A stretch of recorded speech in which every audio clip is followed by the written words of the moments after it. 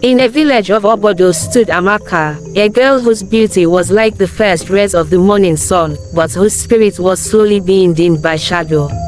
Orphaned young, she lived under the roof of her mother's brother, Nnadi, a man whose face was as smooth as polished wood but whose heart was a knot of thorny vines.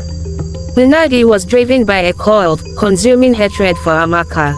She was a constant, living reminder of his sister, a woman Nnadi had always envied for her gentle nature and the rich farmlands she had inherited. Nnadi believed the land, now Amaka's rightful inheritance, should have been his. "Girl," Nnadi would back, his voice sharp as broken glass. "The dust on this floor is cleaner than your idleness. Fetch water until the river runs dry." Amaka's days were a cruel, endless loop. She tilled Nnadi's yam fields while his own lazy sons slept. She scrubbed his cooking pots until her fingers bled. Every piece of clothing she wore was patched while Nnadi's children paraded in shimmering Ankara cloth. The hatred was a thick, suffocating air in the house, a constant pressure that stole her breath. One sweltering afternoon, a renowned traveling elder, known for his wisdom, stopped to rest in Obodo. Amaka, out of pure compassion, offered him her last, treasured piece of roasted yam. Nnadi saw this act of kindness, and the respect the elder showed Amaka, as a personal insult. That evening, Nnadi devised a task born purely of malice. "Tomorrow, you will go to the market in the next village," he announced, his eyes glittering with cold amusement. "You will buy me palm oil and salt." "Yes, uncle," Amaka replied, weary but obedient. He then presented her with a large, beautiful, but utterly useless object, a calabash, split directly down the middle, its two halves held together only by a single, fraying piece of twine. "You will carry your purchases in this," Nnadi sneered, holding up the broken blade. "And if a single grain of salt or a drop of oil touches the ground, you will not eat for a week.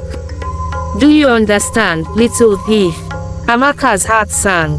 It was an impossible task, the ultimate expression of his loathing. It was a test designed for her failure and his satisfaction. Hatred was Nnadi's only currency, and he was determined to bankrupt her spirit. Amaka set off before dawn, her spirit heavy with dread and a deep, burning resentment for the man who wished her ill. The cracked calabash swung mockingly in her hand. As she walked through the ancient forest, tears of frustration finally spilled, soaking the dust. "Oh, great ancestors," she wept aloud, "is this hatred to be the measure of my life? How can I carry water in a basket, or hope to hold oil in this broken cup?"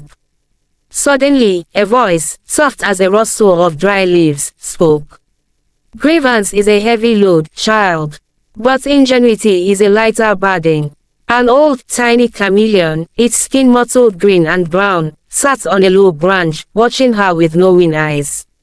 "You are not asked to heal the split, Amaka. You are asked to carry the load," the chameleon advised.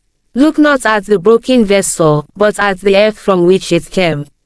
Amaka pondered this strange riddle, wiping her tears.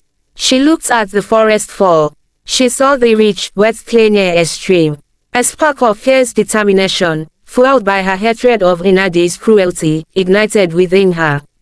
She knelt by the stream and began to walk. First, she removed the single piece of twine. She then mixed the wet clay with crushed leaves and sap from a rubber tree, creating a thick, sticky mortar. With painstaking care, Amaka packed